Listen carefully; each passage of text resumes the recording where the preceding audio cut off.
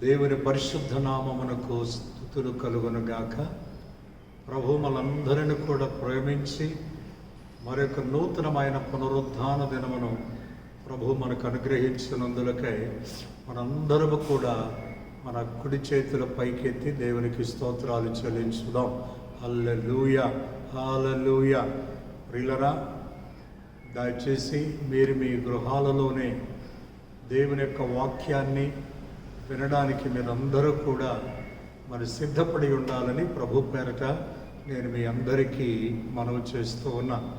ఎవరు కూడా మరి వాక్యము అందించేటువంటి సమయంలో అటు ఇటు తిరగడానికి ప్రయత్నించకుండా మీరు మీ గృహాలలోనే ఈ పరిశుద్ధ దినం, ఈ పునరుద్ధాన దినమందు దేవుని పాదముల చెంత కూడి ఉండాలని మరియవలే ఆయన పాదాల దగ్గర కూర్చుండి ఆయన బోధ విని ఉత్తమమైనది ఏర్పాటు చేసుకున్నది అని దేవుని యొద్ద నుండి, యేసుక్రీస్తు యొద్ద నుండి ఆమె పొందినటువంటి మంచి సాక్ష్యాన్ని మనమందరము కూడా ఎరుగుదు. కనుక అనుభవంలోనికి మనమందరం కూడా నడిపించబడదాము. దయచేసి మీరు ఉన్నటువంటి స్థలములలోనే తలలు వంచినట్లయితే ప్రార్థనతో కూడా ఈ కార్యక్రమాన్ని ప్రారంభించుకుందాం. పరిశుద్ధుడా, ప్రేమ కలిగిన మా పరమ తండ్రి, దయగలిగిన మా యేసు ప్రభువా, నీకే వందనాలు, స్తోత్రాలు చెల్లించుకుంటున్నాం. ప్రభువా, మీరు మమ్మలను ప్రేమించి మా జీవితాలలో మరొక నూతనమైనటువంటి పునరుద్ధాన దినమును, పరిశుద్ధ దినాన్ని ప్రవేశపెట్టారు. అందుకు మీకే వందనాలు, స్తోత్రాలు చెల్లించుకుంటున్నాం. ప్రభువా, సంఘముగా కూడుకోవటానికి అనుకూలించకపోయినప్పటికీ వారి వారి గృహాలలో ప్రభువా నీ పాదాల దగ్గర కూర్చుండి నా తండ్రి నన్ను ఆరాధిస్తూ ఉంటూ ఉండగా, నీ బోధ, నీ వాక్యము వినుచు ఉండగా బిడ్డలందరినీ కూడా నా తండ్రి ఆశీర్వదించండి.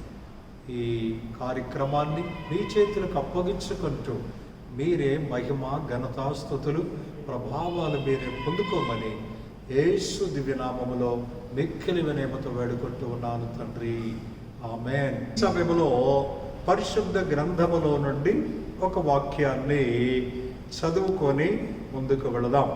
దయచేసి బైబిల్ కలిగినటువంటి ప్రతి ఒక్కరూ కూడా తెరచి చూడాల్సిందిగా ప్రభు పేరట నేను మీ అందరికీ మనవి చేస్తూ ఉన్నాను. కీర్తనల గ్రంథం 94వ కీర్తన 14వ వాక్యాన్ని నేను చదువుతూ ఉన్నాను. అందరూ కూడా దయచేసి మీ చేతులలో ఉన్నటువంటి బైబిల్ గ్రంథాన్ని తెరచి చూడాల్సిందిగా ప్రభు పేరట మీ అందరికీ నేను మనవి చేస్తూ ఉన్నా. 94వ కీర్తన 14వ వాక్యము. యెహోవా తన ప్రజలను ఎడబాయవాడు కాడు, తన స్వాస్థ్యమును విడనాడువాడు కాడు. ఆమె అన్నటువంటి వాక్యాన్ని అందరూ కూడా దృష్టి పెట్టాలని ప్రభు పేరట నేను మీ అందరికీ మనవి చేస్తూ ఉన్నాను. ఇందులో ఈ దినానికి దేవుడు మనకు అనుగ్రహించినటువంటి వాక్య ధ్యానాంశం ఏమిటో నేను మీ ముందుకు తీసుకుని రావాలని ప్రభు పేరట ఎంతగానో ఆశపడుతూ ఉన్నాను. ఈ దినానికి ధ్యానాంశము చాలా స్పష్టంగా నేను మీ ఎదుట పెట్టాలని ఆశపడుతున్న, దయచేసి అందరూ కూడా దృష్టి పెట్టాలని ప్రభు పేరట నేను మీకు మనవి చేస్తున్నా. అదేమనగా యెహోవా ఎడబాయువాడు కాడు. ఆమేన్. దేవునికి స్తోత్రం. మనము ఆరాధించేటువంటి దేవుడు మనలను ఎడబాయువాడు కాడు అనేటువంటి సత్యాన్ని ప్రియులరా స్పష్టంగా గ్రహించాలని ప్రభు పేరట నేను మీకు మనవి చేస్తున్నాను. అయితే వినండి, ఎవరిని ఆయన ఎడబాయువాడు కాడు అది అక్కడే వ్రాయబడినటువంటి మాట గమనించారా? చాలా స్పష్టంగా రాయబడింది, తన ప్రజలను. గమనించారా? విన్నారా? తన ప్రజలను. అయితే ప్రియులరా గ్రహించాలి, తన ప్రజలు ఎవరు? లేఖనం ఏం చెప్తూ ఉంది? తన ప్రజల కార్యవారు కూడా ఉన్నారని లేఖనములో స్పష్టంగా రాయబడి ఉంది కదా. దేవుడే చెప్పారు కదా, నా జనము కారు మీరు అని చెప్పినటువంటి సందర్భాలు మీరు హోషేయ గ్రంథం 1వ అధ్యాయాన్ని పూర్తిగా చదువుకోనండి. అక్కడ ప్రవక్త అయినటువంటి హోషేయతో మాట్లాడినటువంటి మాటను మీరు గ్రహించవచ్చు.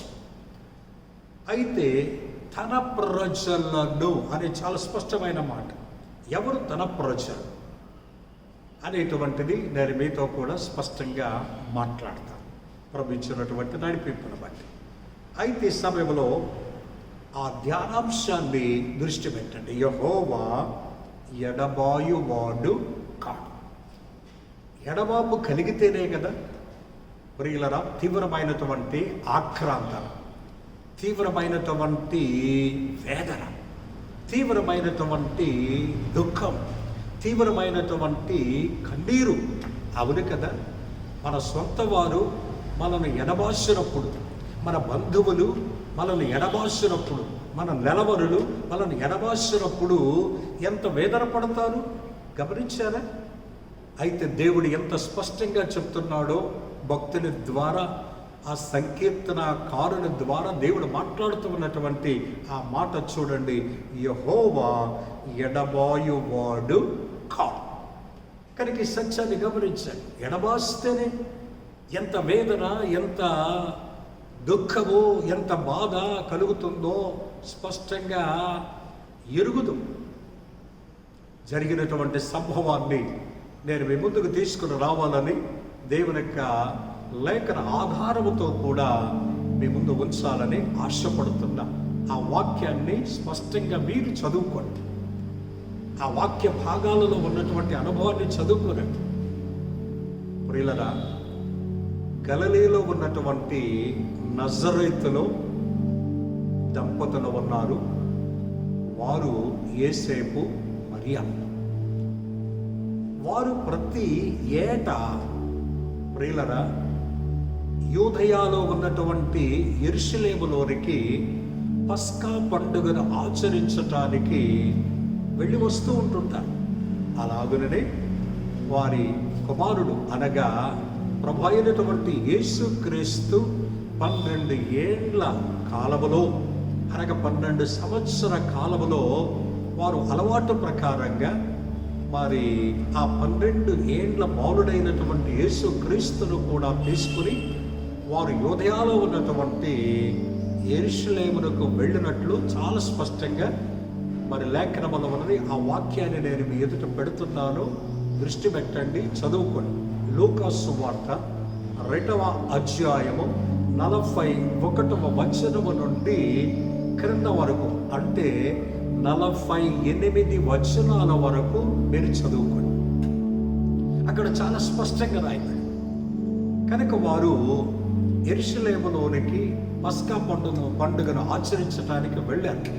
ఆ దినాలు ముగించబడిన తరువాత, ఇప్పుడు బాగా ఆ వాక్యాన్ని బాగా దృష్టి పెట్టండి.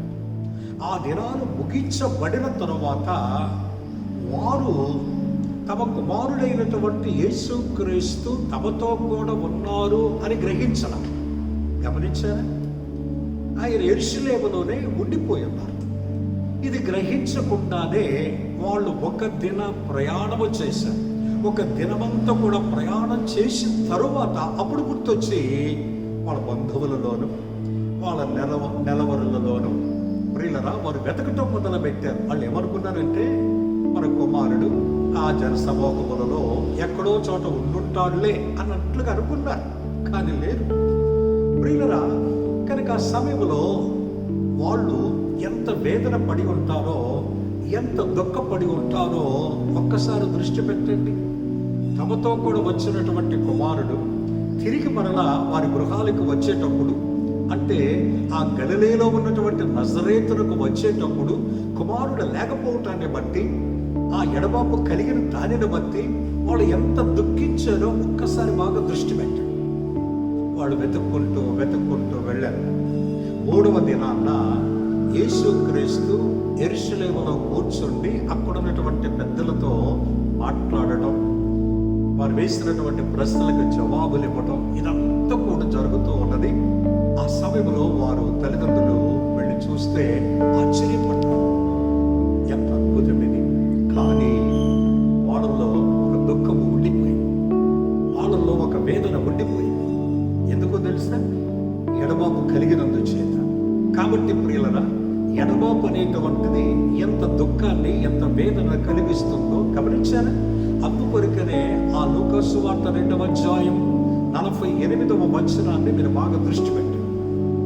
ఆ తల్లి తన కుమారుడు చూచి మాట్లాడుతుంది, నీ తండ్రి నేను ఎంత దుఃఖపడ్డామో. ఎందుకు? నీకు మాకు ఎడబాపు కలిగినందు చేత. గమనించారా?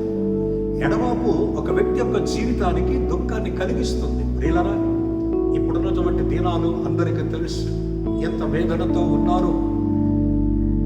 భయంకరమైనటువంటి తెగులు చేత మన రాష్ట్రమే కాదు, మన దేశమే కాదు, ప్రపంచమంతా కూడా ప్రియులను వ్యాపించిపోయి ఈ భయంకరమైనటువంటి తెగులుకు గురి అవుతున్నటువంటి పరిస్థితులలో ప్రియులరా ఎంత వేదన చెందుతున్నారో గమనిస్తున్నారా? కనుక ఇలాంటి పరిస్థితులలో దేవుడు మనను ఎడబాచినట్లయితే ఎంత వేదన మన జీవితంలో కలుగుతుందో గమనించండి. ఇప్పుడు ఆ తల్లి ఆ కుమారుడితో మాట్లాడుతున్న మాటను విన్నారు కదా. ఆ 48వ వచనములో నీ తండ్రి నేను ఎంతో దుఃఖపడ్డాం. ఎంత దుఃఖపడ్డారు వర్ణించలేకపోతుంది. అంత దుఃఖం మాకు కలిగింది. కారణం ఏంటంటే ఎడబాపు. కనుక ఎడబాపు వల్ల దుఃఖం కంటే వేదన కలుగుతుంది. కానీ ఇక్కడ జీవగలిగినటువంటి దేవుడు ఎలాంటి వాడో, ఎటువంటి అనుభవం కలిగినటువంటి వాడో చాలా స్పష్టంగా ప్రియులరా 94వ కీర్తన 14వ వాక్యములో భక్తుడైనటువంటి కీర్తనకారుడు ఎవరో తెలియదు, కానీ ఆ భక్తుడు కలిగినటువంటి అనుభవాలను వ్యక్తిగతంగా పంచుకుంటున్నటువంటి అనుభవం ఏమంటున్నాడు? యెహోవా ఎడబాయువాడు కాదు. అవునండి, మన దేవుడు ఎడబాసేటువంటి వాడు కాదు. గమనించారా? మీరు ఒకవేళ అనుకుంటూ ఉండవచ్చు, ఏమిటండి ఎడబాపు? వాస్తవంగా ప్రియులరా, ఆ తల్లిదండ్రులు కుమారుడిని ఎడబాసి వెళ్ళిపోయారు. ఆయన ఎడబాయిలా, వీళ్ళు ఎడబాసి వెళ్ళిపోయారు. గమనించారా? కనుక ఆ ఎడబాపును బట్టి వాడి జీవితాలలో దుఃఖము, కన్నీరు అనేటువంటిది చోటు చేసుకుంది. కానీ ఒకటి మర్చిపోయింది, జీవగలిగినటువంటి దేవుడు ఎడబాసేటువంటి వాడు కాదు. అందుకొరికి నా కీర్తనకారుడు అంత గట్టిగా చెప్తున్నాడు ఏమని? యెహోవా ఎడబాయువాడు కాదు. మనుషులే దేవునిని ఎడబాస్తున్నారు, దేవునికి దూరమైపోతున్నారు, దేవుని సన్నిధికి దూరమైపోతున్నారు, దేవునిని విడిచిపెడుతున్నారు. మరి అలాంటప్పుడు ఆ ఎడబాపు వల్ల దుఃఖము కలగదా? ఆ ఎడబాపు వల్ల కన్నీరు రాదా? ఆ ఎడబాపు వల్ల వేదన చెందదా? గమనించండి. కానీ జీవగలిగినటువంటి దేవుడు ఎప్పుడు కూడా, ఎన్నడూ కూడా ఎడబాసేటువంటి వాడు కాదు. అర్థమవుతుందండి? అలాంటి జీవగలిగినటువంటి దేవునిని ఆరాధించటం ఈ పునరుత్థాన దినమందు, ఈ పరిశుద్ధ దినమందు ప్రభు మనకిచ్చినటువంటి ధన్యతను బట్టి నేనెంతో దేవునికి స్తుతులు చెల్లిస్తూ ఉన్నాను. హల్లెలూయా. అయితే ఇప్పుడు విందాం, ఎవరిని ఆయన ఎడబాయువాడు కాడు అనేటువంటిది నేను ఆరంభంలోనే మీతో చెప్పాను. ఎవరిని అని రాయబడింది? తన ప్రజలను. పిల్లరా గమనించాలి, తన ప్రజలను మన దేవుడు ఎడబాసేటువంటి వాడు కాడు, దూరముగా ఉండేటువంటి వాడు కాడు. నేను మరలా చెప్తున్నాను, యేసుక్రీస్తు వారిని ఎడబాయిలా, వాళ్ళకై వాళ్ళే ఉంటాడులే, మనతోనే ఉంటాడులే అని అన్నట్లుగా అనుకొని ఆయనను ఎడబాసి వెళ్ళిపోయారు. ఆయన ఎడబాయిలా. అర్థమవుతుందండి? కనుక మనుష్యుడు దేవుడిని ఎడబాసేటువంటి పరిస్థితులు ఎదురవుతుంటాయి, దేవునికి దూరమయ్యేటువంటి పరిస్థితులు ఎదురవుతుంటాయి, దేవుడిని గుర్తించిన పరిస్థితులు ఎదురవుతుంటాయి. గమనించారు వాళ్ళు, ఆ తల్లిదండ్రులు? అయ్యో, కుమారుడు మనకు దూరమైపోయినందు చేతనే కదా మనకు దుఃఖం కలిగింది అని తిరిగి మరలా వారు ఆ యేసు క్రీస్తు ఉన్నటువంటి ఆ స్థలమునకు, ఆ యెరూషలేములోనికి వచ్చినప్పుడు వాడు ఎంత ఆనందభరితులయ్యారో. దేవునికి స్తోత్రం. అయితే గమనించండి, ఆయన ఎవరిని ఎడబాయువాడు కాదు. ఎవరిని?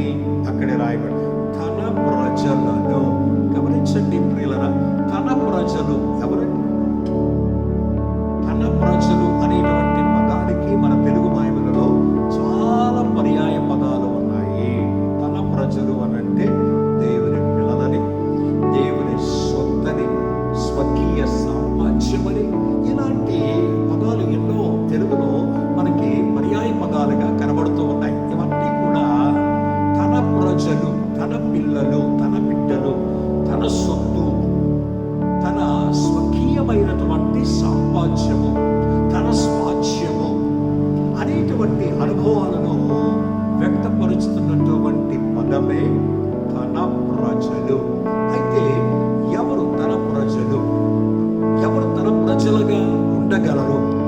ఎవరైతే దేవుని ప్రజలుగా, అంటే దేవుని పిల్లలుగా ఉందరో నేను రూఢిగా ప్రియులరా చెప్పగలుగుతూ ఉన్నాను, చూపగలిగినటువంటి దేవుడు తన పిల్లలను ఎన్నడూ ఎడబాయువాడు కాదు. అయితే తన ప్రజలు ఎవరు, తన పిల్లలు ఎవరు అనేటువంటిది లేఖనాన్ని మనం ఒక్కసారి పరిశీలన చేసినట్లయితే ఈ సందర్భంలో, ఎందుకంటే దీర్ఘ సమయం మీతో కూడా బోధ చేసుకుంటూ వెళ్ళొచ్చు, కానీ ఉన్నటువంటి సమయాన్ని బట్టి నేను మీకు ఈ వర్తమానాన్ని మీ ఎదుట మరి సంపూర్ణంగా, క్లుప్తంగా మీ ముందు పెట్టాలని ఆశపడుతున్నారు. నిశ్చయముగా ఈ వాక్యము ద్వారా దేవుడు మిమ్మల్ని, మీ కుటుంబాలను ఆశీర్వదించాలి అనేటువంటిదే నా ప్రార్థన అయిన. దయచేసి గమనించి, తన ప్రజలు ఎవరు, తన పిల్లలు ఎవరు అనేటువంటి దానికి భక్తుడైనటువంటి సువార్తికుడైనటువంటి యోహోను తన యొక్క సువార్త గ్రంథములు, అంటే యోహోను సువార్తలో ఆ భక్తుడు ఆ పదాన్ని చాలా స్పష్టంగా మరి ఆయన బయలుపరుస్తున్నటువంటి ఆ పదం నేను మీ ఎదుట చదివి వినిపించాలని ఆశపడుతున్నాను. దయచేసి బైబిల్ కలిగిన ప్రతి ఒక్కరూ కూడా ఒక్కసారి దృష్టి పెట్టాలని ప్రభు పేరిట మనం చేస్తున్నాం. యోహోను సువార్త 1వ అధ్యాయము 12వ వచనము. అందరు బాగా దృష్టి పెట్టారు. అందుకొరకనే బైబిల్లో రాయబడిన మాటను జ్ఞాపకం చేసుకుని యెహోవా గ్రంథాన్ని పరిశీలించి చదువుకొనుడి అన్న వాక్యాన్ని బట్టి నేను చదువుతున్నాను. దృష్టి పెట్టి యోహాను సువార్త 1వ అధ్యాయము 12వ వచనము. తన్ను ఎందరు అంగీకరించిరో వారికందరికీ, అనగా తన నామమందు విశ్వాసముంచిన వారికి దేవుని పిల్లలగుటకు ఆయన అధికారము అనుగ్రహించెను. ఆమేన్. దేవునికి స్తోత్రం. ప్రియులరా, గమనించారా? ఈ సత్యాన్ని గుర్తించారా? ఇందులో దాచబడినటువంటి అనుభవాన్ని మీ జీవితంలో అవగాహన చేసుకున్నారా? దేవుని పిల్లలు ఎవరు? దేవుని జనాంగము ఎవరై ఉన్నారు? దేవుని పిల్లలుగా పిలువబడేటువంటి వారు ఎవరనేటువంటి సత్యాన్ని ఈ లేఖనములో చాలా స్పష్టంగా భక్తుడైనటువంటి స్వార్థికుడైనటువంటి యోహోను ద్వారా దేవుడు మాట్లాడుతూ ఉన్నారు. అలా చదువుతున్నారు. దయచేసి దృష్టి పెట్టాలని ప్రభు పేరిట మీకు మనవి చేస్తున్నారు. తన్ను ఎందరు అంగీకరించారో వారికందరికీ, అనగా, అంటే ఆ పదానికి ప్రియులరా తాత్పర్యాన్ని, అసలు మొదటి అనుభవాన్ని ఈ భక్తుడు సువార్థికుడైనటువంటి యోహోను మాట్లాడుతున్నాడు. అనగా అని అంటున్నాడు అనంటే ఆ విషయాన్ని గమనించాలి. అంటే అంగీకరించటానికి ముందు, అర్థమవుతుందండి, ఆ ప్రభుని అంగీకరించటానికి ముందు ఆయన యందు లేక ఆయన నామమందు విశ్వాసం ఉంచాలి అనేటువంటి సత్యాన్ని బయలుపరుస్తున్నాడు. గమనించారా? అవును, ఆయన నామము ఎలాంటిది, ఆయన నామము చేసేటువంటి కార్యం ఏంటి, ఆయన నామములో ఏమున్నది కనుక ఆ నామమును విశ్వసించినప్పుడు ఆ విశ్వాసము ద్వారా కలిగినటువంటి ఆ అద్భుతమైన కార్యాన్ని బట్టి రెండవదిగా ఆ ప్రభుని అంగీకరించకుండా ఉండలేరు. దేవునికి స్తోత్రం. ప్రియులరా, గమనిస్తూ ఉన్నారు. అందు నిమిత్తమై ఇందులో ఉంచబడినటువంటి ఈ 2 పదాలను నేను మీ ముందుకు తీసుకుని రావాలని జ్ఞాపకం చేస్తున్నా. తన ప్రజలుగా మారాలంటే, అంటే తన పిల్లలుగా జీవించాలంటే, తన స్వకీయ సామ్రాజ్యముగా ఉండాలంటే, తన స్వాస్థ్యముగా ఉండాలి అనంటే ఇక్కడ భక్తుడు చెప్పినటువంటి ఈ పదాలను జ్ఞాపకం చేసుకున్నాను. కనుక వీటిని నేను క్రమముగా మీ ముందుకు తీసుకుని వస్తున్నా. అదేమిటంటే, మొట్టమొదటిగా తన నామమందు విశ్వాసముంచుట. అవును కదా, తన నామము ఏమి చేస్తుందో ఆ కార్యమందు విశ్వాసం ఉంచిన మీదటే ఏం చేస్తారో తెలుసండి. ఆయన నామము నా పట్ల ఇంత అద్భుతం చేసింది, ఆయన నామము నా పట్ల ఆశ్చర్యమైన కార్యం చేసింది, ఆయన నామము నన్ను బాగు చేసింది, ఆయన నామము నా పట్ల అద్భుతాన్ని చేసింది, కనుక నేను ఇక మీదట ఆ ప్రభువుని నేను ఎందుకు అంగీకరించకూడదు అనేటువంటి దృక్పథం, అనేటువంటి అనుభవం చోటు చేసుకుంది. అందుకొరకనే ఈ క్రమమైనటువంటి రీతిలో నేను మీ ముందుకు తీసుకుని వస్తున్నా. తన ప్రజలుగా మారాలి అంటే, దేవుని పిల్లలుగా నీవు జీవించాలి అనంటే, మొట్టమొదటిగా తన నామమందు విశ్వాసం ఉంచాలి. దేవునికి స్తోత్రం. ఇది చాలా ప్రాముఖ్యమైనటువంటి పదం. తన నామమందు నీవు విశ్వాసం ఉంచినప్పుడు ఆ విశ్వాసము ద్వారా ఆయన నామము నీ పట్ల చేసినటువంటి అద్భుతమైనటువంటి కార్యానికి నువ్వు ఏ రీతిగా ఆ ప్రభుని అంగీకరిస్తావో నువ్వు గ్రహించగలుగుతావు. ఆ ప్రభుని ఏ రీతిగా అంగీకరించేటువంటి అనుభవంలోనికి ముందుకు వెళ్తావో నువ్వు తెలుసుకోగలుగుతావు. అందుకొరకని మొట్టమొదటిగా దయచేసి గమనించండి, తన ప్రజలు ఎవరు? తన ప్రజలు అంటే తన పిల్లలు. ఎవరు తన పిల్లలు? ఎవరైతే ఆయన నామమందు విశ్వాసముంచుదురో. గమనించారు? ఎవరైతే తన నామమందు విశ్వాసముంచుదురో. ఇది చాలా అద్భుతమైనటువంటి పదం. ఆయన నామము, ప్రియులరా, భక్తుడైనటువంటి పౌలు గారిని మీరు దృష్టి పెట్టండి. ఫిలిప్పీయులకు రాసినటువంటి పత్రిక 2వ అధ్యాయం 11వ వచనములో ఆ భక్తుడు చాలా స్పష్టంగా ఆ 11వ వచనములు అంటాడు, ప్రభు నామము ప్రతి నామమునకు పైనామమును ఆయనకు అనుగ్రహించను. గమనించారా? ఈ భూమి మీద ఆకాశము క్రింద ఎన్ని నామములు ఉన్నప్పటికీ ఈ నామములన్నిటికంటే పైనున్నటువంటి నామమే మన ప్రభు అయినటువంటి యేసు క్రీస్తు అను నామం. గమనించారా? కనుక ఆయన నామము అన్ని నామముల కంటే, ఎన్ని నామాలైనా ఉండవచ్చును కానీ ఈ భూమి మీద ఇట్టి నామములన్నిటికంటే కూడా పైనున్నటువంటి నామమే మన ప్రభు అయినటువంటి యేసు క్రీస్తు నామం. ఈ నామము ఎలాంటిదో ఇప్పుడు గమనించాలి. అందుకొరకనే భక్తుడైనటువంటి దావీదు 8వ కీర్తన 1వ వాక్యము 9వ వాక్యాన్ని మీరు దృష్టి పెట్టండి. ఆ భక్తుడైనటువంటి దావీదు, ప్రియులరా, దేవుని యొక్క నామాన్ని గురించి ఏం మాట్లాడుతున్నాడో మీరు బైబిల్ తెరచి చూడండి, అర్థమవుతుందండి. అందులో చాలా స్పష్టంగా భక్తుడైనటువంటి దావీదు మాట్లాడుతున్నాడు. 8వ కీర్తన 1వ వాక్యం 9వ వాక్యం. ఎందుకంటే 1వ వాక్యములోనే మాట్లాడాడు, తర్వాత చివరి వాక్యం 9వ వాక్యములో కూడా ఆయన మాట్లాడాడు. ఏం మాట్లాడుతున్నాడు? నీ నామము ఎంత ప్రభావము గలది. గమనించారా? దేవుని యొక్క నామము ఎంత ప్రభావము గలదో. ప్రభావము, ఇట్స్ అన్ మెజెస్టీ, అంటే ఇట్స్ అన్ హీలింగ్. అర్థమవుతుంది? It's an power. దేవుని యొక్క నామము అర్థమవుతుంది, స్వస్థపరిచేటువంటి నామం. నువ్వు ఎలాంటి రోగముతోనైనా బాధపడుతూ ఉండవచ్చు, మరణ ఛాయలలో ఉండి కొట్టుమిట్టలాడుతున్నటువంటి పరిస్థితులు జీవితంలో ఎదురవుతూ ఉండవచ్చు, కానీ ఆయన నామమునకున్నటువంటి అనుభవం ఏంటంటే ప్రభావం. అదే కదా ఆ భక్తుడైన దావీదు 2 సార్లు ఆ 8వ కీర్తనలో మాట్లాడుతున్నాడు, నీ నామము ఎంత ప్రభావము కలది.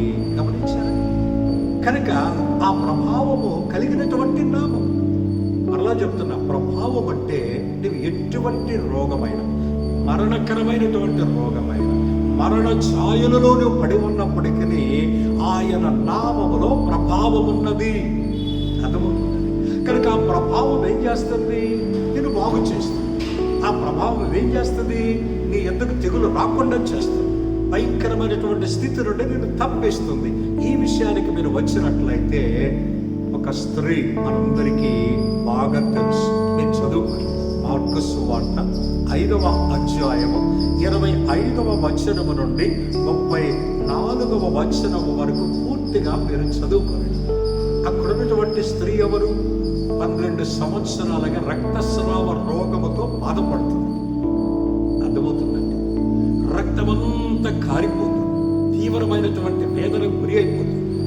రక్తం కోల్పోతే ఇంకేముంటుంది చెప్పండి? జీవం ఏముంటుంది చెప్పండి? ప్రాణం ఏముంటుంది చెప్పండి? కనుక ఆమె పరిస్థితి చాలా తీవ్రమైనటువంటిదిగా ఉన్నందుకొరకనే ఆమె ప్రతి వైద్యుని దగ్గరికి వెళ్ళి తనకున్నదంతా కూడా వ్యయం చేసుకుని ఆమె వెళ్ళాల్సిన ప్రతి స్థలానికి వెళ్ళిపోయి, ఎక్కడికి వెళ్ళినా, ఎంత డబ్బు ఖర్చు పెట్టినా, ఎంత వ్యయపరుచుకున్నా ఇక ఏ మాత్రము కూడా ఆమెకి స్వస్థత అనుకుంది. ఇక నేను మరణమవుతమే నా పరిస్థితి అనుకుంటా, ఇక నాకు చావే సమీపం అనుకుంటా, నాకున్నదంతా నేను వ్యయం చేసుకున్నా, నేను ఎక్కడ నిపుణులు అనబడుతున్నటువంటి వైద్యులు ఉన్నారు వాళ్ళ దగ్గరకు కూడా వెళ్ళారు, కానీ నా రోగం బాగుపడలేదు, ఇక నేను మరణ ఛాయలలోనికి వెళ్ళిపోతున్నానేమో అనేటువంటి పరిస్థితులలో ముగింపులోనికి వచ్చేసింది. గమనించండి, ఆ సమయంలోనే యేసు క్రీస్తుని గూర్చి విన్నది. దేవునికి స్తోత్రం, హల్లెలూయా.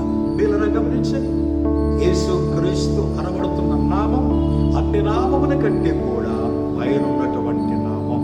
ఆ నామములో ఏమున్నది? ప్రభావం ఉన్నది. కనుక ఆ స్త్రీ చివరికి యేసు క్రీస్తుని గురించి ఎప్పుడైతే విన్నదో, గమనించారు, వినుట వలన విశ్వాసము కలుగును అనే దేవుని యొక్క లేఖనము స్పష్టంగా మనం చదువుకోగలుగుతున్నాం. కనుక వినినటువంటి దానిని బట్టి ఆమె అనుకున్నదేమిటో తెలుసున, నేను వెళ్ళి ఆయన వస్త్రపు చెంగు ముట్టితే బాగుపడతాను. ఏమండి? ఆయన వస్త్రపు చెంగు ముట్టితే బాగుపడతాను అనేటువంటి తీర్మానము ఆమె కలిగి ఉన్నది అని అంటే, మీరు 93వ కీర్తన 1వ వాక్యాన్ని దృష్టి పెట్టండి. దేవుడు ముందుగానే ఆయన వస్త్రాన్ని గురించి, ఆయన వస్త్రములో దాచబడినటువంటి అమూల్యమైన అనుభవాన్ని గురించి స్పష్టంగా అక్కడ కనబడుతుంది. ఆ 93వ కీర్తన 1వ వాక్యములో ఆయన వస్త్రము ప్రభావముతో కూడినది, ఆయన వస్త్రము ప్రభావము ధరించినది. గమనించారా? మరి ఈమె ఎంత అద్భుతంగా ప్రియులరా, ఆమె కలిగినటువంటి ఆ విశ్వాసం ఆయన నామం మీద, నేను వెళ్ళి ఆయన వస్త్రపు చెంగు ముట్టితే బాగుపడతాను అనుకుంది. అలాగే వెళ్ళింది. జనం కిక్కిస్సుగా ఉన్నారు. తీవ్రమైనటువంటి పరిస్థితిలో ఉన్నప్పటికీ ప్రియులరా, ఆమెకున్నటువంటి ఆలోచన ఏంటో తెలుసా? ఎలాగైనా సరే యేసయ్య వస్త్రాన్ని నేను ముట్టాలి, యేసయ్య వస్త్రాన్ని నేను తాకాలి అని చెప్పి ఆమె కలిగినటువంటి విశ్వాసంతో వెళ్ళింది. ప్రియులరా, ఏ విధముగా సరే యేసు ప్రభుని వస్త్రాన్ని తాకి, ఎప్పుడైతే ఆ వస్త్రాన్ని ముట్టిందో, నేను మీతో చెప్పిన ఆ వచనాలు దయచేసి మరిచిపోవద్దు. మార్కు సువార్త 5వ అధ్యాయం 25 నుండి 34 వచనాల వరకు చదువుకోండి. ఎప్పుడైతే ఆయన వస్త్రాన్ని ముట్టిందో వెంటనే ఆమె రక్తదాన కట్టినప్పుడు యేసు ప్రభు గ్రహించేమన్నారు తెలుసా? నన్ను ముట్టినది ఎవరు, నన్ను తాకినది ఎవరు? ఎందుకంటే నాలోని ప్రభావము వడలిపోయింది. గమనించారు? ఆయనలో ప్రభావం ఉన్నది, ఆయన నామములో ప్రభావం ఉన్నది. అంటే ఒక వ్యాధిని, ఒక మరణ ఛాయలలో కొట్టులాడుతున్న వ్యక్తిని బాగు చేసేటువంటి అనుభవం ఆయనలో ఉన్నది. కనుక అక్కడ యేసు ప్రభు మాట్లాడుతున్నటువంటి మాట మీరు గమనిస్తే, ప్రభావము ఆమెను స్వస్థపరిచింది. అంటే ప్రభావము స్వస్థపరిచేటువంటి అనుభవం కలిగి ఉన్నది. కాబట్టి ఇప్పుడు ఆమె బాగుపడింది. అద్భుతమైనటువంటి కార్యము ఆమె పట్ల జరిగింది. కారణం ఏంటంటే ఆమె వినుట వలన విశ్వాసం, ఆయన నామమందు విశ్వాసం వచ్చింది.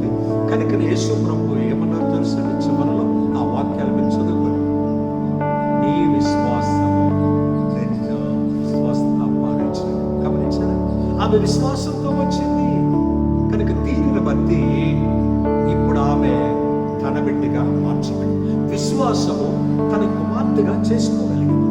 విశ్వాసము ఆయన బిడ్డగా మార్చడానికి వీలుగా. అందుకొరికే తన ప్రజలను అంటే తన బిడ్డలను దేవుడు ఎడబాసేవాడు కాడు. రెండవ పదం ఏంటో తెలుసు? అక్కడే ఆ యోహాను సువార్త 1వ అధ్యాయం 12వ వచనంలో రాయబడినటువంటి పదాన్ని గమనించు. తన్ను ఎందరంగీకరించిన, గమనించారా? తన్ను ఎందరంగీకరించిరో, ఎవరైతే ఇప్పుడు విశ్వాసం వచ్చారు, అద్భుతం జరిగింది. ఇక అద్భుతం జరిగిన తర్వాత, ఆశ్చర్యమైన కార్యం జరిగిన తర్వాత యేసు ప్రభుని అంగీకరించకుండా ఉంటారంటే, గమనించండి. ఇంత అద్భుతం నా పట్ల జరిగింది, ఎవరు చేయలేదే అని చెప్పి ఆ స్త్రీ అద్భుతాన్ని పొందుకొని యేసు ప్రభుని అంగీకరించి దేవుని బిడ్డగా తీర్చబడినటువంటి అనుభవాన్ని మనము గమనిస్తున్నాం. కనుక రెండవదిగా మనందరి జీవితాలలో ప్రియులరా దేవుని అంగీకరించినటువంటి అనుభవంలోనికి రావాలి. ఈ విషయానికి వస్తే నేను లేఖనాన్ని మీరు చదువుకోండి. భక్తులైనటువంటి పౌలు గారు కొలస్సీలకు రాసినటువంటి పత్రిక 2వ అధ్యాయము 6వ వచనాన్ని మీరు చదువుకుంటే పౌలు గారు ఆ కొలస్సీలతో మాట్లాడుతూ ఉంటారు. ఏమని మాట్లాడుతున్నారో చాలా స్పష్టంగా రాయబడి ఉంది. మీరు ప్రభువైన క్రీస్తు యేసుని అంగీకరించిన విధముగా అనంట. గమనించారా? అంటే కొలస్సీలు యేసుక్రీస్తుని అంగీకరించినటువంటి అనుభవం కారణం ఏంటంటే ఈ కొలస్సీ అనేటువంటి ప్రాంతానికి ప్రియులరా ఎపఫ్రా అనబడుతున్నటువంటి భక్తుడు అంటే పౌలు గారి మరి తోటి దాసుడు ఆ కొలస్సీ ప్రాంతానికి వెళ్ళి యేసుక్రీస్తుని ఆ ప్రభువులో ఉన్నటువంటి అనుభవాలు, ఆయన పిల్లలుగా మనం ఎలా మారాలి, మీరు కొలస్సీ పత్రిక అంతా కూడా 6వ నుండి 1వ అధ్యాయం నుండి కూడా చదువుకోండి. చాలా స్పష్టంగా అక్కడ రాయబడినటువంటి అనుభవాలను మనం జ్ఞాపకం చేసుకుంటాం. కనుక ఎపఫ్రా అనబడుతున్నటువంటి వ్యక్తి కొలస్సీ పట్టణానికి వెళ్ళి అక్కడ యేసుక్రీస్తుని గురించి, ఆయనలో ఉన్న మాధుర్యాన్ని గురించి, ఆయనలో ఉన్న దైవ శక్తిని గురించి ఆ కొలస్సీ ప్రజలకు తెలియచేసిన సందర్భములో వాళ్ళు ఏం చేశారు తెలుసండి? క్రీస్తు యేసుని అంగీకరించారు. గమనించారు? వీళ్ళు అంగీకరించినటువంటి అనుభవం ఎపఫ్రాకు ఆనందాన్ని కలిగించింది. అయితే కొద్ది కాలం తర్వాత ఎవరో కొందరు ఆ కొలస్సీ పట్టణానికి, ఆ కొలస్సీ సంఘానికి వచ్చి క్రీస్తుకు వ్యతిరేకంగా దుర్బోధన చేస్తున్నటువంటి సందర్భంలో ఈ విషయాలన్నిటిని కూడా ఈ ఎపఫ్రా అనబడుతున్నటువంటి వ్యక్తి పౌలు గారికి తెలియచేసినప్పుడు అప్పుడు పౌలు గారు ఈ కొలస్సీ పత్రికను రాసి పంపిస్తాడు. ఆ కొలస్సీ పత్రిక అంతా కూడా మీరు చదవండి.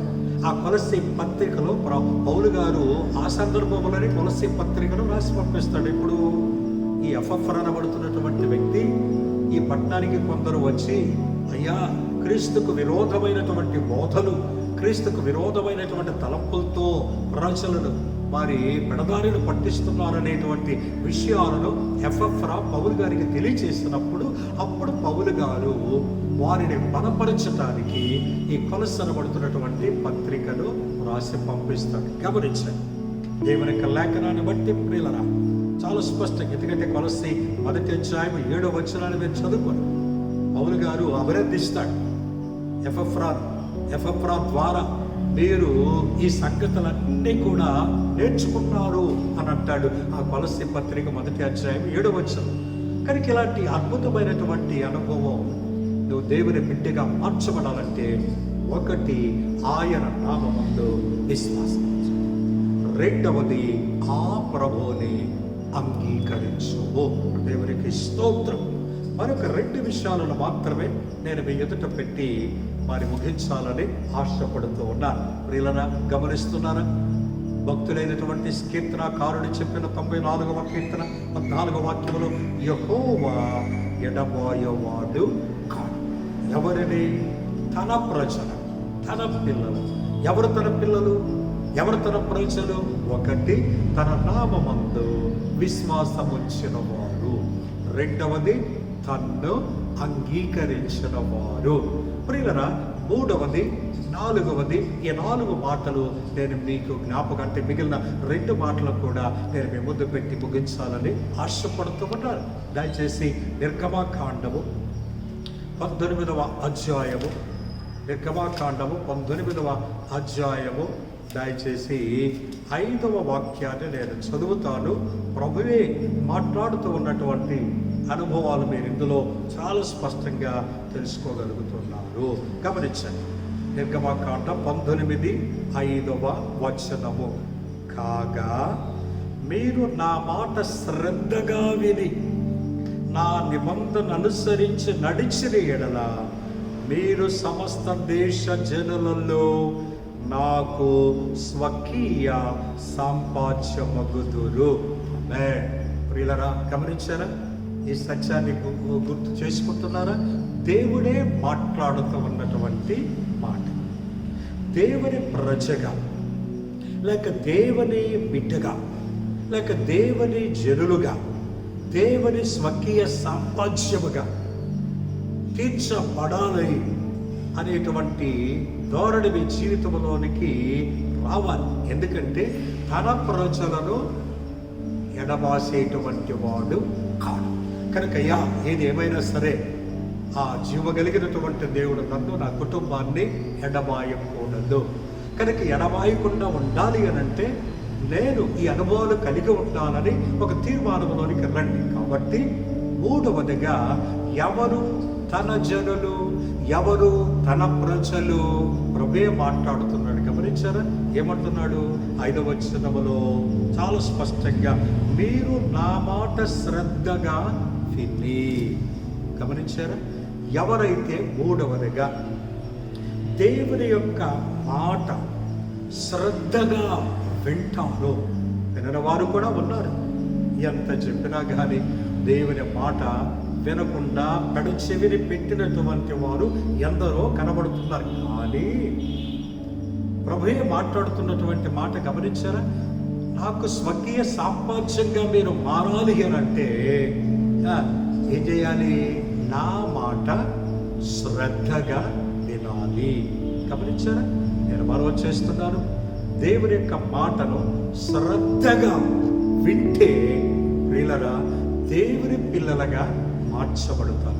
దేవుని పిల్లలుగా మార్చబడితే, నేను రూఢిగా చెప్తున్నాను, దేవుడు ఎంత మాత్రమో దేవుని పిల్లలను పడుతున్న మిమ్మలను ఎడబాసేటువంటి వాడు కాదు. అందుకొరకనే మూడవదిగా, దేవుని బిడ్డగా, దేవుని స్వకీయ సాంపాద్యముగా, దేవుని ప్రజగా నువ్వు మారాలి అని అంటే మూడవదిగా దేవుని మాట శ్రద్ధగా విను. ఆయన ఏం చెప్తున్నాడో దానిని ఆలకించు, దాని ప్రకారము జరిగించు. అవును, మనందరికీ బాగా తెలుసు. మీరు తర్వాత చదువుకోనండి. యోహాను సువార్త 2వ అధ్యాయము 5వ వచనాన్ని మీరు చదువుకోండి. వాస్తవంగా 1వ వచనం నుండి 11వ వచనం వరకు కూడా చదువు. అక్కడ కానా అనబడుతున్నటువంటి ఒక ఊరు. నేను యెరూషలేములో, ఇశ్రాయేలు దేశంలో ఉన్నప్పుడు ఈ కానా అనబడుతున్నటువంటి ప్రాంతానికి కూడా వెళ్ళాను. అక్కడ జరిగినటువంటి వివాహం ఎక్కడ జరిగిందో ఆ సమాజ మందిరంలోనే కూడా మేము అడుగు పెట్టాం. ఈ అనుభవాన్ని జ్ఞాపకం చేసుకుని ప్రభుని నేను ఎంతో స్తుతించాను, గమనించాను. కనుక అక్కడ కానబడుతున్నటువంటి ఊరిలో మీకు వివాహం జరుగుతుంది. అప్పటికే యేసుక్రీస్తు తల్లి ఆ వివాహమును ఉండిపోయింది. తరువాత యేసుక్రీస్తు ఆయన శిష్యులు ఆ వివాహమునకు పిలవబడ్డారు. వాళ్ళు కూడా వేరే. ఏమైందో తెలుసు, ఇది ఒక దీర్ఘమైనటువంటి అనుభవం మనందరికీ తెలుసు. అయితే ఆ పెళ్లి విందులో ద్రాక్ష రసము చాలా ప్రాముఖ్యంగా తీసుకుంటాం. మన పెళ్లి విందులలో బిర్యానీలో లేకపోతే నాన్ వెజిటేరియన్ ఎంత ప్రాముఖ్యంగా తీసుకుంటారో, వాళ్ళు ఆ యూతులు ద్రాక్ష రసాన్ని ప్రాముఖ్యంగా తీసుకుంటారు వాళ్ళ విందులు. కనుక ఆ ద్రాక్ష రసం ఏమైందో తెలుసండి. అయితే అప్పుడు యేసు తల్లి ఆ 2వ అధ్యాయం యోహాను సువార్త 5వ వచనంలో ఏముంటుందో తెలుసండి. అక్కడున్న పరిచారకులను చూచి, ఆయన మీతో చెప్పునది చేయుడి. ఎంత గొప్ప మాట! ఆయన మీతో చెప్పునది చేయుడి. ఆ మాట ప్రకారంగా చేశారా లేదా? గమనించండి. మీరు తర్వాత చదువుకోండి. 5వ వచనం క్రింద నుండి కూడా వాళ్ళు చేశారో లేదో ఒక్కసారి మీరు దృష్టి పెట్టండి. 7వ వచనాన్ని చూడండి, 8వ వచనాన్ని చూడండి. ఆ తల్లి చెప్పినటువంటి ఆయన మీతో అంటే ఆ ప్రభు మీతో ఏం చెప్తారో అది మీరు చెయ్యండి అని చెప్పినప్పుడు అలాగేనని వాళ్ళు వెళ్ళారు. ప్రభు ఏమన్నారు తెలుసండి? అక్కడ 6 రాతి బాణలు ఉంటే ప్రభు అన్నాడు, ఆ బాణల నిండా నీళ్లు నింపండి. నింపారా లేదా? నింపారు. ఆ వాక్యం ఉంది కదా. అంటే దీనిని బట్టి ప్రభు చెప్పిన మాట శ్రద్ధగా విన్నారు. తర్వాత మీరు కింద వచ్చినట్లయితే ప్రభు అంటున్నాడు, ఇప్పుడు ముంచుకొని ఆ నీళ్లను ముంచుకొని విందు ప్రధాని ఎందుకు వెళ్ళండి. వెళ్ళారు. అర్థమవుతుంది. ప్రభు ఏమైతే చెప్పారో అది వాళ్ళు చేశారు. ఏం జరిగిందో మనందరికీ బాగా తెలుసు. నీళ్లు చెప్పండి ద్రాక్ష రసముగా మారింది. దేవునికి మహిమ కలుగును గాక. హల్లెలూయా. ఎంత అద్భుతమండి, ఎంత ఆశ్చర్యమైనటువంటి కార్యమండి, ఎంత మహత్తరమైనటువంటి కార్యమండి. అందుకొరికనే దేవుని బిడ్డగా నీవు మార్చబడాలంటే, దేవుని ప్రజగా అర్థమవుతుంది, దేవునికి స్వకీయ సాంపత్యంగా నీవు ఉండాలి అని అంటే అడ్డువారిని దేవుడు ఎడబాసేటువంటి వాడు కాడనే సత్యాన్ని నేర్చుకుంటున్నారు కదా.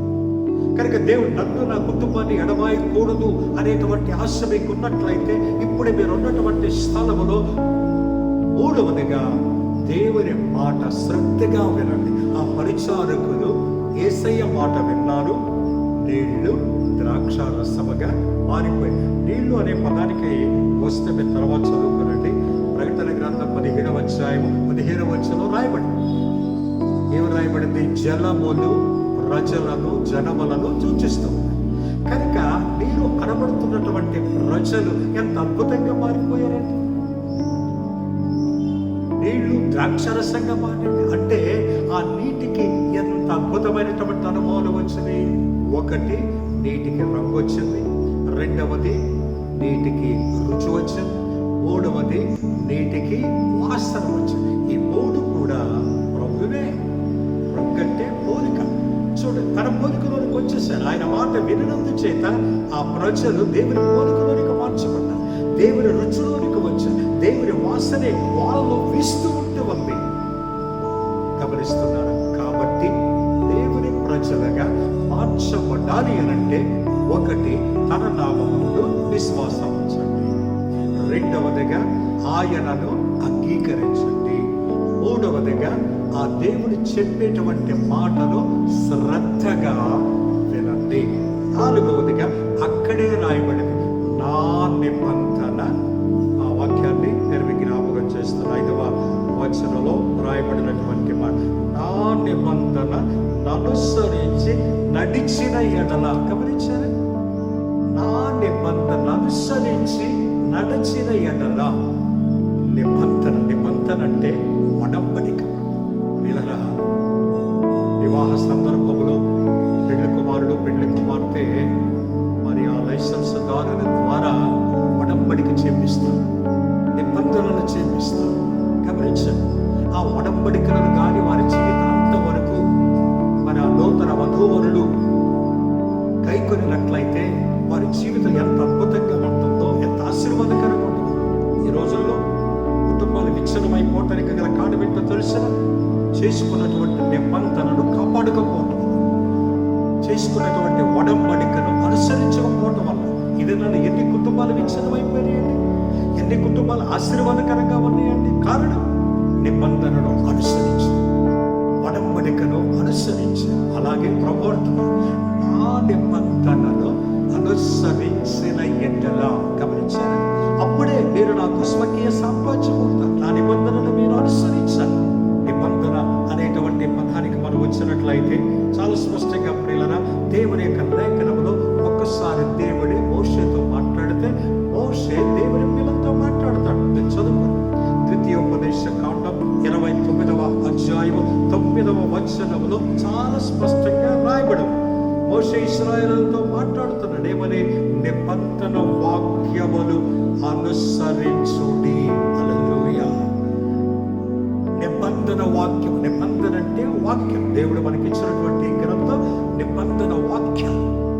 నేను మనవి చేస్తాను, నిబంధన వాక్యాలను మన జీవితాలలో మనం అనుసరించగలిగినట్లయితే అక్కడ భక్తుడైనటువంటి మోషే మాట్లాడుతాడు ఇశ్రాయేలు ప్రజలతో.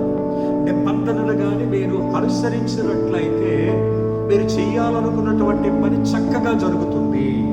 అర్థమవుతుందండి. నిబంధనలు అనుసరిస్తే మీ కార్యాలు చక్కగా జరుగుతాయి అని చెప్పి ఆ ద్వితీయోపదేశకాండ 29వ అధ్యాయం 9వ వచనం ఆరంభంలో ఉంటుంది. చదువుకోండి. కనుక నీ పనులన్నీ చక్కగా జరిగించబడాలి అని అంటే దేవుని యొక్క నిబంధనను అనుసరించాలి. ఈ విషయానికి వస్తే నేను జరిగినటువంటి ఒక సంభవాన్ని లేఖనములో నుండి నేను మీ ఎదుట పెడుతున్నాను. అందులో చాలా స్పష్టంగా రాయబడి అదేమిటంటే, దేవుని పిల్లలు గొల్యాతుతో యుద్ధమాడుతున్నటువంటి సందర్భంలో దేవుని పిల్లలు అనబడుతున్న ఇశ్రాయేలును భయపడ్డారు. సౌలును ప్రజలను భయపడ్డారు. ఏం చేయాలో అర్థం కాదు. ఇది కూడా ఒక దీర్ఘమైన సందర్భం. అయితే ఆ సమయంలో భక్తుడైనటువంటి దావీదుకు దేవుడిచ్చినటువంటి అభిషేకంతో బయలుదేరి వెళ్తాడు. గొల్యాతును హతమారుస్తాడు. ప్రియులారా, దేవుని పిల్లలు విజయముతో ఆనందంతో కేకలు వేస్తూ దేవుని స్తుతిస్తూ ఆ సందర్భాన్ని ఆ రాజు అయినటువంటి సౌలు కుమారుడు యోనాతాను చూస్తాడు. ఈ భక్తుడు, ఈ బాలుడు, చిన్నవాడే దావీదు, ఇతని ద్వారా ఇంత అద్భుతమైనటువంటి కార్యం జరిగినప్పుడు నేనెందుకు అతనిని నా స్నేహితునిగా చేసుకోకూడదు అని చెప్పి మీరు లేఖనాన్ని చదువుకోండి. మొదటి సమూయేలు గ్రంథం 18వ అధ్యాయం 3వ వచనాన్ని చదువుకోండి. అక్కడ ఈ యోనాతాను దావీదుతో నిబంధన చేసుకుంటాడు. ఇది కూడా ఒక దీర్ఘమైనటువంటి సందర్భం. కానీ క్లుప్తంగా నేను మీకు జ్ఞాపకం చేస్తాను. నిబంధనలో దాచబడిన అమూల్యమైనటువంటి అనుభవాన్ని గమనిస్తున్నాను. కనుక యోనాతాను దావీదుతో కూడా ఆ మొదటి సమూయేలు 18:3 వచనం ప్రకారం నిబంధన చేసుకున్నారు. ఆ నిబంధన ప్రకారంగానే వాళ్ళిద్దరు స్నేహితులయ్యారు. ఆ నిబంధన ప్రకారంగానే ఒకరినొకరు ప్రేమించుకుంటున్నారు. అయితే ఏమైందో మనకు తెలుసు. ప్రియులారా, సౌలు ఒకసారి ఆ పిల్లలు అంటే దేవుని పిల్లల పాడినటువంటి పాట ఆయనకి ఇష్టం లేకపోయినందుచేత దావీదు మీద పగబడతాడు. దావీదు మీద కోపంతో ఉండిపోతాడు. దావీదు ఎవరు? చిన్నాడు. నేను రాజును కదా, అతని మీద పొగుడుతున్నారు, అతని మీద హెచ్చరిస్తున్నారు. అలాంటి పరిస్థితులలో దావీదు మీద సరే హింసించాలి అనేటువంటి దారుడితో ఉంటున్న పరిస్థితి ప్రియులరా ఎదుర్కొన్నటువంటి సందర్భం మనకు బాగా తెలుసు. ఆ సమయంలో యోనాతాను దావీదుతో ఆల్రెడీ నిబంధన చేసుకున్నాడు. ఆ నిబంధనను తన జీవితాంతం వరకు కాపాడాడు. అతను ఏమంటాడో తెలుసండి, దావీదుని పిలిచి, అయ్యా నువ్వేమీ భయపడదు, నా తండ్రి నిన్ను చంపాలి, హింసించాలి అనేటువంటి ధోరణితో ఉంటే ఆ విషయం ఏదో నీకు తెలియచేస్తాను. ఎలాగంటే నా పనివాడికి 3 బాణాలు ఇస్తాను. ఈ 3 బాణాలు తీసుకుని వెళ్ళమ్మాయి అంటే ఈ 3 బాణాలు నేను వేస్తున్నటువంటి సందర్భంలో ఒకటే గమనించాను. ఈ తట్టు వేస్తున్నాను, అవతల వేస్తున్నాను అనే పదాలు వాడతాను. నేను బాణాలు వేస్తున్నటువంటి సందర్భంలో ఈ పదాలు వాడతాను. ఈ తట్టు వేస్తున్నాను, అవతల వేస్తున్నాను. మీరు లేఖనాన్ని చదువుకోండి. అదే మొదటి సమూయేలు గ్రంథం 20వ అధ్యాయము 21వ వచనం 22వ వచనాన్ని చదువుకోండి. కనుక ఆ పనివాడితో ఆ యోనాతాను చెప్తాడు ఏమని, ఈ తట్టు అవతల. ఈ తట్టు అనేటువంటిది అవతల అనేటువంటి తాత్పర్యం దావీదుకు మాత్రమే తెలుసు. వీళ్ళిద్దరి మధ్య మాత్రమే అవగాహన. ఎవరికి? యోనాతానుకును దావీదు. మరి వాడికి తెలియదు. కనుక ఈ పదాలు వచ్చినప్పుడు నువ్వు గమనించా, నేను యువతల ఈ తట్టు వేస్తున్నాను, యువతల వేశాను అని చెప్పాను అనుకో నా పనివాడితో, అప్పుడు నువ్వు గ్రహించలేమని, నా తండ్రి అయినటువంటి సౌలు నీకు ఏ హాని చేయటం లేదు.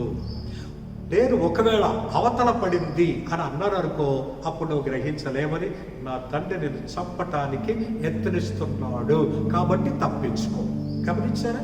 ఈ నిబంధన ప్రకారంగానే ప్రియులరా అతను వేసినటువంటి బాణాలను పనివాడిని తీసుకొని రమ్మంటాడు. యువతల తట్టు అనలేదు. మీరు తర్వాత మీరు చదువుకోరు. అదే 20వ అధ్యాయం 36 నుండి 39 వచనాల వరకు చదువుకోండి. ఆ మొదటి సమూయేలు గ్రంథం. కనుక అక్కడ యోనాతాను వాడినటువంటి పదం ఏంటి? అవతల పడినది. అవతల పడి అంటే అర్థం ఏంటి? నా తండ్రి నేను చంపడానికి యత్నిస్తున్నాడు అనేటువంటి ఆ సమాచారాన్ని తెలిపబట్టే కదా అతను మరణము నుండి తప్పించుకున్నాడు. ఇది దేనిని బట్టి వాళ్ళిద్దరి మధ్య చేసుకున్నటువంటి నిబంధన.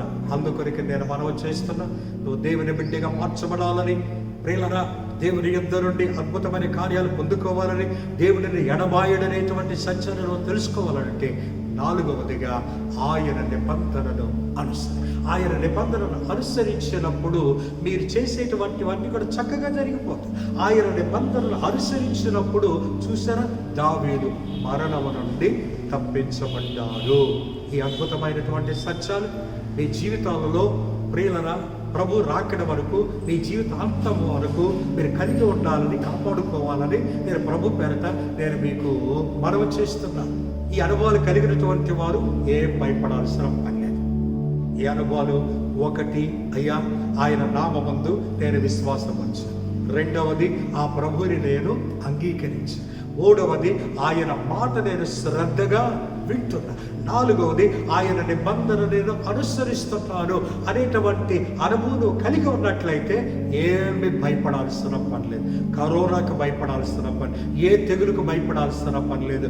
ఎందుకంటే దేవుడు నిన్ను ఎడబాసేవాడు కాడు. ఏంటంటే తన ప్రజలను ఎడబాయువాడు కాడు అని చాలా స్పష్టంగా కీర్తనకారుడు చెప్పాడు. ఒకవేళ ఇంకెవరైనా సరే ప్రభునామమందు విశ్వాసం ఉంచకపోతే, ఈ వాక్యాన్ని వింటున్న మీరు మీ గృహాలలోనే ఇంకెవరైనా ప్రభునామమందు విశ్వాసం ఉంచిన వారు ఉంటే ఇప్పుడే, ఇంకెవరైనా ప్రభుని అంగీకరించిన వారు ఉంటే ఇప్పుడే, ఇంకెవరైనా ప్రభు మాటను శ్రద్ధగా వినని వారిగా ఉంటే ఇప్పుడే, ఇంకెవరైనా ప్రభు యొక్క నిబంధనను అనుసరించకుండా ఉన్నట్లయితే ఇప్పుడే మీరు ఉన్నటువంటి స్థలంలోనే ఈ అనుభవాలను కలిగి ఉండండి. మీకు కూడా అద్భుతమైన కార్యం కలుగుతుంది, అద్భుతమైన కార్యం జరుగుతుంది. దేవుడి మిమ్మల్ని ఎడబాయడు. ఈ వాక్యాన్ని విన్న మిమ్మల్ని అందరినీ నా ప్రభు మీతోనూ మీ కుటుంబాలతోనూ ప్రియులరా ఎల్లప్పుడూ ఉండాలని, ఎడబాయకుండా ఉంటాడనేటువంటి ఆ వాగ్దానము మీ అందరి పట్ల నెరవేర్చబడాలనేటువంటిదే నా ప్రార్థన. ఆయన ఎడబాయువాడు కాదు. అంటే దేవునిని ఈ 4 లక్షణాల ద్వారా కలిగి ఉన్నవారు ధైర్యంగా ముందుకు వెళ్ళండి. కలిగి ఉండని వారు ఇప్పుడే మీరు ఉన్నటువంటి స్థలంలో కలిగి ఉండి ధైర్యాన్ని తెచ్చుకోండి. ప్రభు మిమ్మలను ఎడబాయువాడు కాడు. మీ జీవితాంత వరకు నా ప్రభు మీతోనూ మీ కుటుంబాలతోనూ ఉండును గాక. ఆమేన్. ప్రార్థన చేద్దాం. దయచేసి మీరు ఉన్నటువంటి స్థలములలోనే తలను ఉంచండి. గమనించారు ఇప్పుడు ఈ వాక్యాలు అందుకొరికనే దేవుని యొక్క లేఖనాన్ని మీరు ఒకసారి భక్తులైన పేతురు గారు చెప్పిన మాటను కూడా మీకు జ్ఞాపకం చేస్తున్నారు. మొదటి పేతురు పత్రిక 1వ అధ్యాయం 10వ వచనం ఏమంటాడు తెలుసిన? ఒక్కప్పుడు జనముగా ఉండలేరు, ఇప్పుడు ఆయన జనమయ్యారు. గమనించారా? ఒకప్పుడు ఆయన జనము కాకపోవచ్చేమో, ఇప్పుడు ఆయన జనముగా మీరు మారారని నేను నమ్ముతున్నాను. అలాగైతే నా దేవుడు మిమ్మలను మీ కుటుంబాలను ఎడబాయువాడు కాడు. మిమ్మల్ని అందరినీ నా ప్రభు ఆశీర్వదించును గాక. చిన్న ప్రార్థన. పరిశుద్ధుడ, ప్రేమ కలిగిన మా పరమ తండ్రి, దయగలిగిన మా యేసు ప్రభువా, ఇంతవరకు అద్భుతమైన నీ సత్యాన్ని ప్రభువా మీరు మా ఎదుట పెట్టారు. సంకీర్తనకారుడి ద్వారా మీరు ఇచ్చినటువంటి మాట, యెహోవా ఎడబాయువాడు కాదు. ఎవరని? తన ప్రజలంటే ఎవరో స్పష్టంగా 4 మాటల ద్వారా మీ బిడ్డలతో మీరు మాట్లాడారు. ప్రభా, ఈ ప్రజలు వినాలి. ప్రభు వారందరూ కూడా ఈ అనుభవాలను కలిగి ఆయన మీరు ఎల్లకాలం వారితో కూడా ఉన్న దేవుడు అని గుర్తించి ఏ తెగులుకుని, ఏ మరణమునకును, ఏ వ్యాధికి భయపడక ముందుకు సాగి మీ ఆశీర్వాదానికి భక్తులుగా చేయండి. కుటుంబాలు, సంఘాన్ని, సంఘ బిడ్డలను ఎక్కడున్నా సరే అందరినీ దీవించండి. ఇతర దేశాల్లో ఉన్న బిడ్డలను కూడా ప్రభు, స్థానిక సంఘపు బిడ్డలు ఇతర దేశాల్లో, ఆయా దేశాల్లో కూడా ఉన్నారు. వారందరితో కూడా మీరు ఉన్నారని మేము నమ్ముచున్నాం. ప్రభా, ఉండండి, ఆశీర్వదించండి, బలపరిచి, దీవించి, మహిమ, ఘనత, స్తుతులు, ప్రభావాలు మీరే పొందుకోమని మిక్కిలి వినయంతో వేడుకుంటూ ఉన్నాను తండ్రి, ఆమేన్. మన తండ్రి అయిన దేవుని ప్రేమ, ప్రభువు అయిన యేసుక్రీస్తు కృప, పరిశుద్ధాత్మ యొక్క సహవాసం ఇప్పుడు ఎల్లప్పుడూ మనకును సకల పరిశుద్ధులకును సదాకాలం